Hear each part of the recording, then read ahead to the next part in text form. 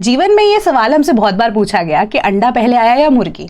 तो origin of life on अर्थ का concept जो है ना, बहुत ज़्यादा यहाँ पे हम कह सकते हैं कि इस पे क्यास लगाई जाती है, बट कोई ऐसे सॉलिड प्रूफ हमें नहीं देखने को मिलता। बट ऐसा नहीं है कि इसके ऊपर स्टडीज कंडक्ट नहीं करी गई, बिल्कुल इस पे स्टडीज कंडक्ट की गई है and various other people have given their lives for this study कि एक्चुअली में origin of life on earth actually में हुआ कैसे। तो उसी की ही डेवलपमेंट में एक नया कॉन्सेप्ट आया है हमारे पास, micro lightning. Welcome to Sleepy Classes. तो आज हम डिस्कस करेंगे basically the origin of life on earth. बहुत सारी ऐसी थ्योरीज जो कि बेसिकली यहाँ से आपसे पूछी जा सकती हैं, क्योंकि करंट अफेयर्स में न्यूज़ में थी है, तो कॉन्टेक्स्ट भी मैं आपको बताऊंगी। एंड एक नई term that is micro lightning जो न्यूज़ में आई है, इसका मतलब भी जानेंगे। एंड यहाँ पे बेसिकली हम क्या डिस्कस करेंगे, मिलर एंड यूरेका जो हमारे पास हाइपोथेसिस है। ठीक है, तो बहुत सिंपल सी चीज़ है, हमें देखने में पढ़ने में यहाँ पे डिफिकल्ट लगती है, मुझे भी इनिशियली लगी थी, but once I recognize that कि ये चीज़ एक्चुअली में है क्या, बहुत सिंपल सा कॉन्सेप्ट है। ठीक है, तो इन जनरल भी जिसको इंटरेस्ट है वो इस वीडियो को देख सकते हैं।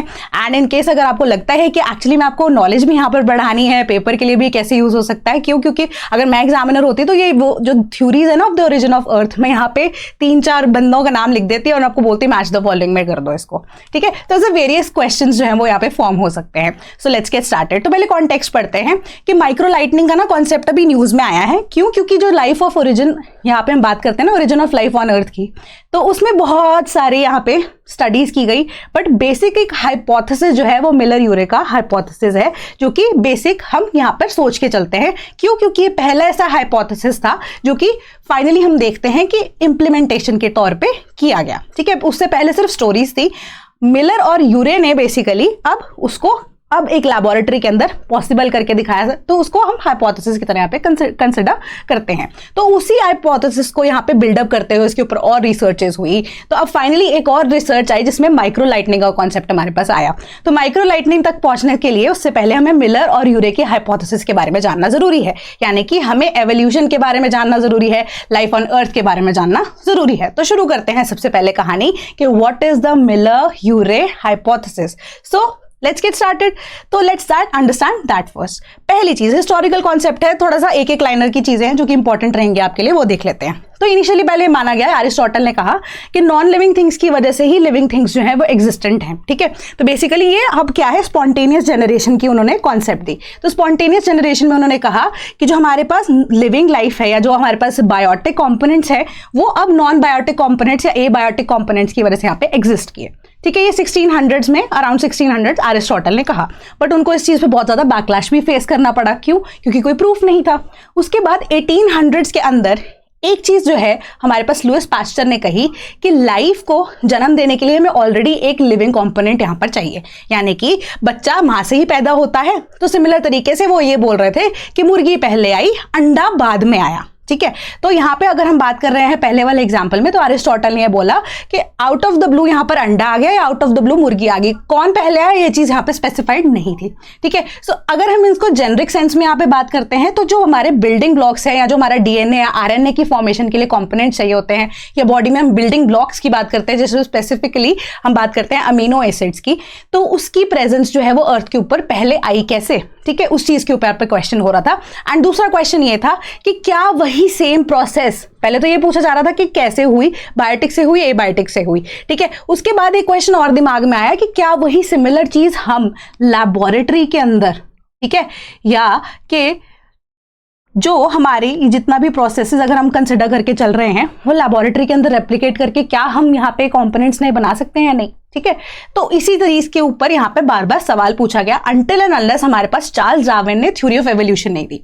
ठीक है, तो बेसिकली उन्होंने ये कहा कि हमारी जो बेसिक स्पीशीज है, ठीक है, उसके बाद जब हम एवोल्यूशन के थ्रू प्रोसेसेस के थ्रू जाते हैं तो हम कॉम्प्लेक्स स्पीशीज में कन्वर्ट हो जाते हैं, या बेसिक स्पीशीज जो कि एक लिविंग कंपोनेंट है, बायोटिक कंपोनेंट है, वो दूसरे बायोटिक यानी कि कॉम्प्लेक्स स्पीशीज को थ्रू एवोल्यूशन जो है जन्म देती रहती है। ठीक है, या आप कह सकते हो कि बंदर से इंसान बना, इस चीज को बाया थ्योरी ऑफ एवोल्यूशन उन्होंने यहाँ पे रेप्लिकेट करते हुए एग्जाम्पल दिया, ठीक है, कि बेसिक स्पीशीज से ही कॉम्प्लेक्स स्पीशीज जो है वो होती हैं, यानी कि बायोटिक से ही बायोटिक। उन्होंने यहाँ पर लुइस पास्चर को जो है सपोर्ट करते हुए ये चीज कही।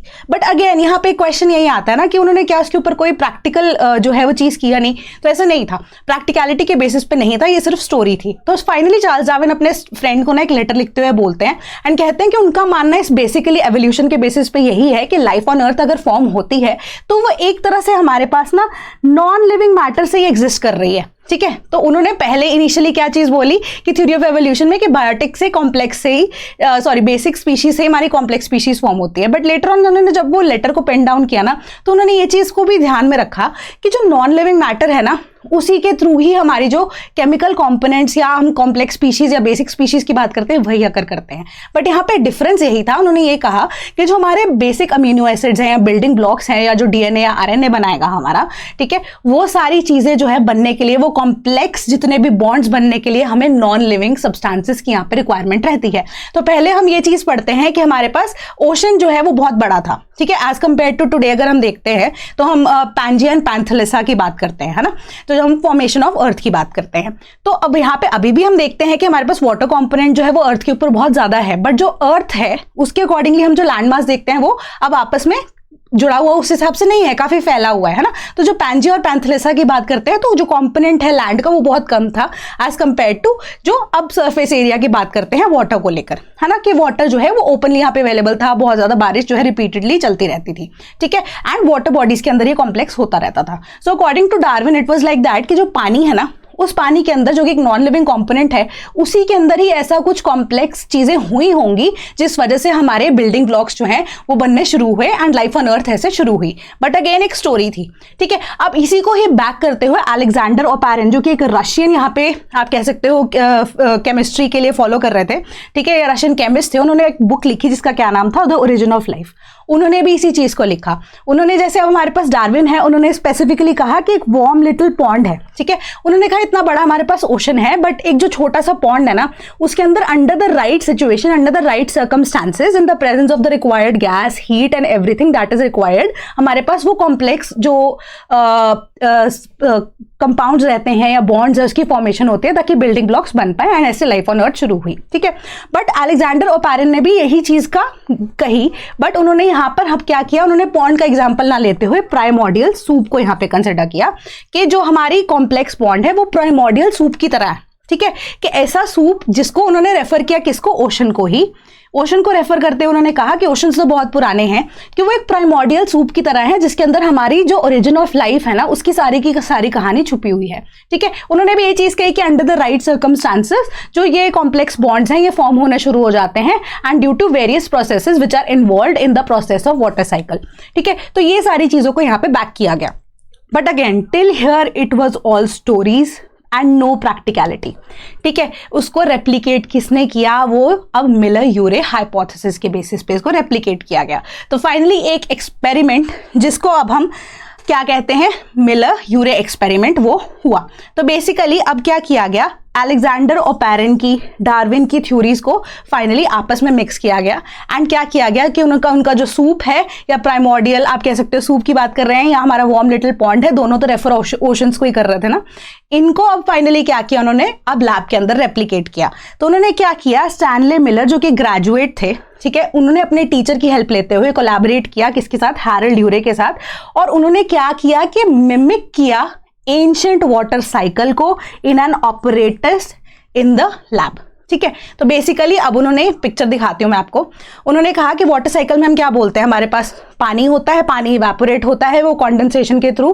कूलिंग प्रोसेस के थ्रू, कंडेंसेशन से अब ठंडा होकर बारिश के तौर पे वापस से अर्थ को रिटर्न हो जाता है, ठीक है। तो यही प्रोसेस है, सिंपल सा प्रोसेस है। तो उन्होंने अब पानी तो लिया ओशन को रेप्लिकेट करने के लिए एंड अब पानी जो है वो प्रोसेस ऑफ इवेपोरेशन के लिए हमें क्या चाहिए, अब हीट सोर्स भी तो चाहिए, नीचे से उसे हल्का सा हीट देना शुरू किया। फाइनली अब क्या होता है, पानी जो है ऊपर की डायरेक्शन में जाना शुरू होता है इवेपोरेशन की वजह से एंड फाइनली कंडेंसेशन होने के लिए उसको एक कूलिंग प्रोसेस जो होना जरूरी है। बट उससे पहले उन्होंने एक चीज करनी यहाँ पे शुरू की, ठीक है, उन्होंने अब एक चीज को और कंसिडर किया कि अब एक्चुअली में अगर हम वाटर साइकिल को रेप्लिकेट कर रहे हैं तो हम यहाँ पे देखते हैं कि बीच बीच में बादल गरजते हैं तो ऑब्वियसली बिजली भी है, ठीक है, हमारे पास फाइनली अब हीट भी होगी, उस हिसाब से प्रेजेंस होनी जरूरी है। हीट के लिए तो चलो हमने हीट सोर्स लगा दिया, बट हमारे पास जब बिजली कड़कती है एटमॉस्फेयर के अंदर, ये ठीक है, उस चीज की भी रिक्वायरमेंट है, तो इस वजह से इलेक्ट्रिकल चार्ज भी होगा, हीट भी होगी, जियोथर्मल एनर्जी भी तो है, बहुत सारी चीजें, सोलर एनर्जी भी तो हो रही है, तो उस हिसाब से हमें एक इलेक्ट्रिकल चार्ज यानी कि इम्पैक्ट, बेसिकली यहाँ पे हमारे पास क्या प्रोसेस, हम लाइटनिंग का इंपैक्ट यहाँ पे कॉपी कर रहे थे। ठीक है, कि लाइटनिंग जो है अगर वो होती है तो उस हिसाब से हमें इलेक्ट्रिकल चार्ज भी इसको देना चाहिए, and that too in the presence of the gases, जो इन दोनों को लगी कि अबंडेंटली प्रेजेंट है in the atmosphere at the time of life, जब शुरू हुई थी। ठीक है, कि जब लाइफ ऑन अर्थ शुरू हुई थी उस टाइम पे उनको जो लगा कि अबंडेंटली प्रेजेंट यहाँ पे जो गैसेस थी, बीट अमोनिया, ठीक है, बीट हाइड्रोजन, हमारे पास बीट हमारा मीथेन, ये सारी जो प्रेजेंस हैं, इन सब गैसेस को हम यहाँ पे एक कंटेनर में डालते हैं, इलेक्ट्रिकल चार्ज देते हैं, पानी ऊपर से ड्रिप करेगा, एंड फाइनली देखते हैं कि जो ठंडा पानी हमारे पास नीचे आता है वो हमें क्या रिजल्ट देता है।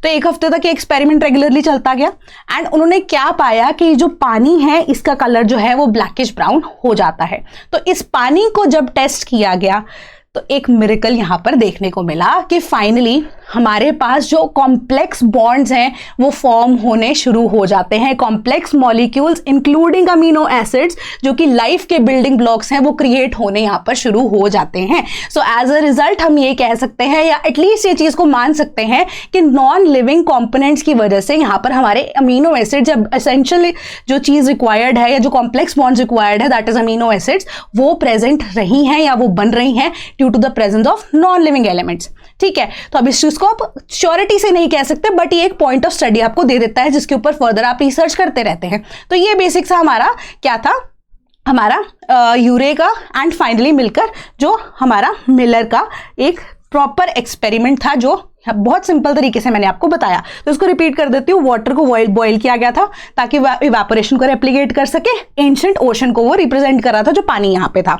दूसरा, गैस जो यूज की गई थी मीथेन, हाइड्रोजन, अमोनिया, क्यों? क्योंकि वो abundantly on early earth present होंगी, इसको इस तरीके से यहाँ पर देखा गया। देन कंडेंसर को इंक्लूड किया गया था ताकि पानी जो है वो कूल होकर जब वापस में यहाँ पे रेन की तरह आता है उसको कलेक्ट करे, एंड स्पार्क्स जो है वो अब लाइटनिंग को स्टिमुलेट करते हुए, एनर्जी को प्रोवाइड करते हुए, केमिकल रिएक्शन को प्रमोट करते हुए उसको ऐड किया गया, एंड फाइनली वो पानी में क्या पाया गया, अमीनो एसिड्स की प्रेजेंस यहां पर देखने को मिली। एंड फाइनली हमारे जो दो सवाल थे जो मैंने आपको कहा था कि फाइनली के बेसिक से कॉम्प्लेक्स वाला जो हमारा सवाल था, वो चीज थोड़ी बहुत यहाँ पे नजर आनी हुई शुरू, बट बिल्कुल इनिशियल चीज कि वो केमिकली लेबोरेटरी के अंदर पॉसिबल है या नहीं, या नॉन लिविंग चीजों से इंपॉर्टेंट है कि नहीं, उसका आंसर भी यहाँ पे हमें मिला। तो फाइनली ये हमारा एक रिजल्ट था या हाइपोथेसिस था जिसके बेसिस पे रिसर्च हो सकती थी। अब इसका ब्रेक थ्रू था साइंस के अंदर, है ना, कि पहली बार ऐसी कोई चीज दी गई थी एंड विद प्रूफ दी गई थी। क्यों? क्योंकि अब साइंस तो प्रूफ के अंदर बिलीव करती है ना, तो इस वजह से एक नई फील्ड ऑफ केमिस्ट्री शुरू हुई, that was the prebiotic chemistry. And एक चीज और इसने डेमोन्स्ट्रेट की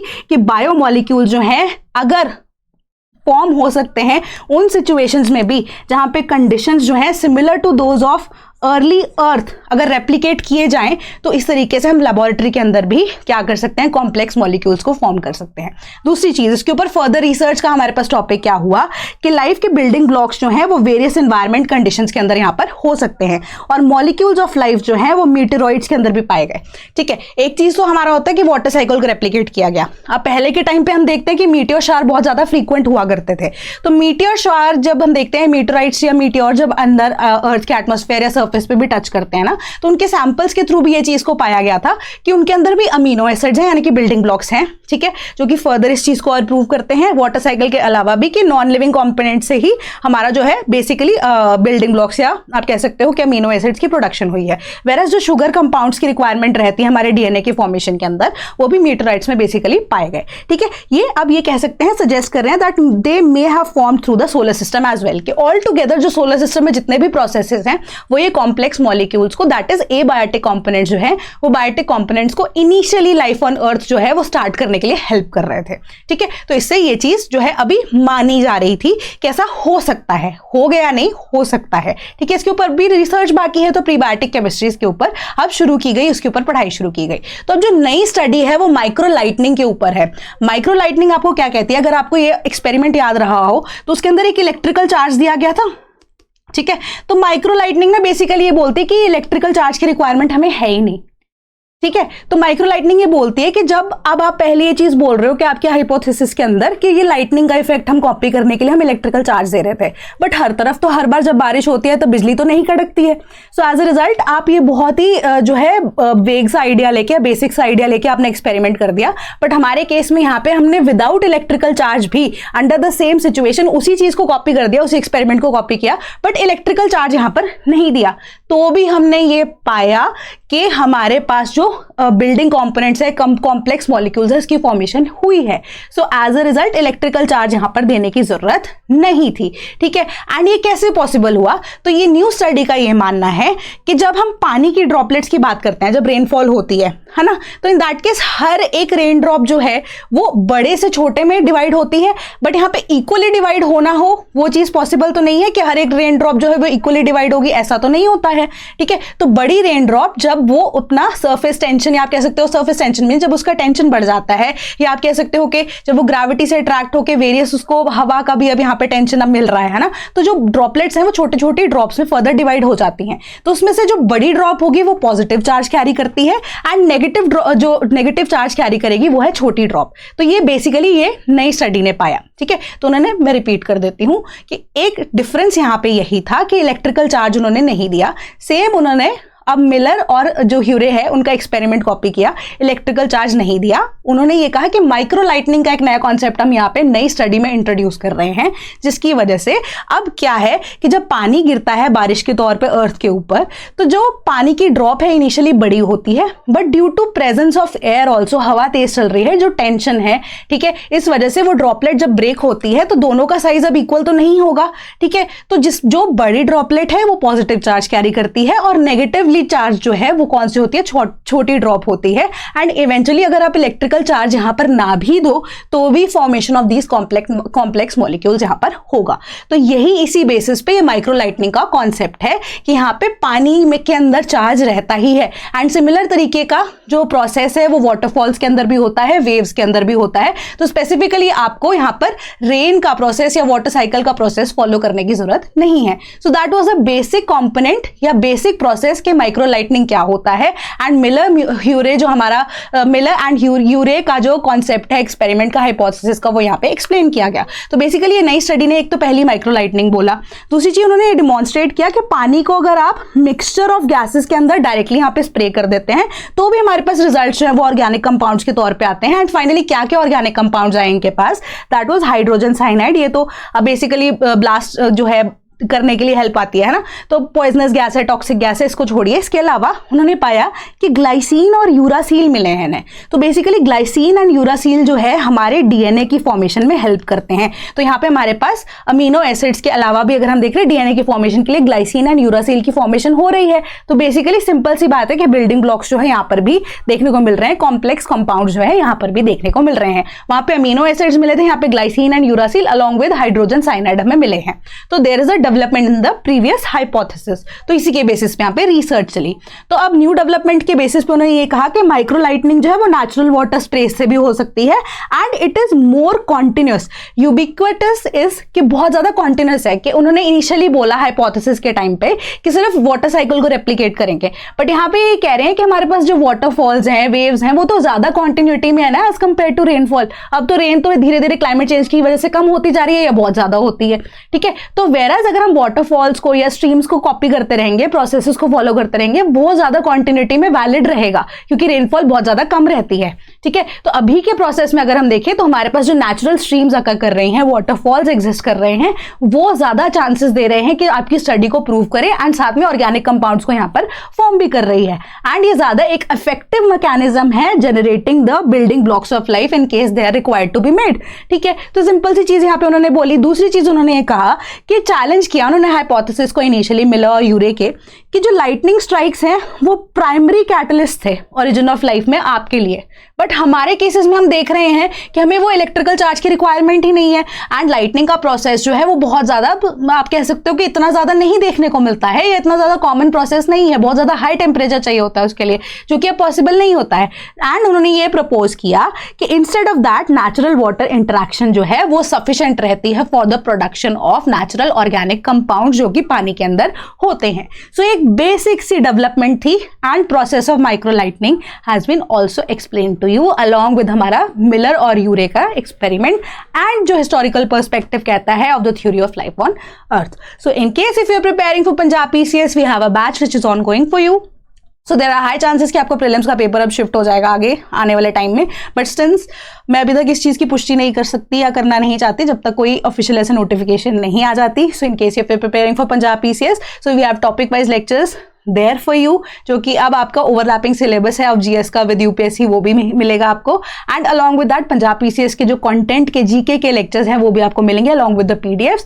एंड यहाँ पे करंट अफेयर्स की कंपाइलेशंस भी आपको मिलेंगी जनवरी 2023 ऑनवर्ड्स की, national and international importance along with that of Punjab specific current affairs. And Punjab के लिए ही यहाँ पे GS के लिए है टोटल आपका, है ना। बट अगर आप ये बैच में एनरोल करते हैं तो आपको 21 टेस्ट दिए जाएंगे, जिसमें से 10 टेस्ट जो होंगे वो आपके GS के होंगे, जिसमें पंजाब भी इंक्लूड होगा, ठीक है। बट 10 टेस्ट ऐसे होंगे जो आपके यहाँ पे CSAT के साथ भी डील करेंगे as per the latest pattern जो कि आपकी नोटिफिकेशन में दिया गया है। एंड एक ऐसा स्पेशल टेस्ट है जो कि पंजाब के बजट के साथ, या आप कह सकते हो नए बजट के साथ, जो कि अब यूनियन बजट है उसके साथ यहाँ पे कोरिलेट करके आपसे सवाल भी पूछे गए हैं या पूछे जाएंगे इस टेस्ट के अंदर। एंड फाइनली आपकी ओवरऑल जो है प्रीलिम्स की यहाँ पे तैयारी हो जाएगी। And in case if you enrol with us तो आपको एक सेपरेट टेलीग्राम ग्रुप में भी ऐड किया जाएगा, जहाँ पे आप अपने पेयर से क्वेश्चन कर सकते हैं, अपने मेंटोर से क्वेश्चन पूछ सकते हैं। एंड कोई भी डाउट आता है तो आप एक आपको प्लेटफॉर्म मिल जाएगा जिसमें आप डायरेक्टली यहाँ पे क्वेश्चंस पूछ सकते हैं, all at a price of ₹10,999। कोई भी एक्टिव कोड लगाते हैं तो इस पे फर्दर आपको डिस्काउंट भी मिलेगा। सो कैसी लगी ये वीडियो जरूर बताना, कोई डाउट हो तो कमेंट में बताना, what should I improve next, या क्या नया लेके आया जा सकता है उसके बारे में आप बता सकते हैं। So that was all from my side today, thank you so much.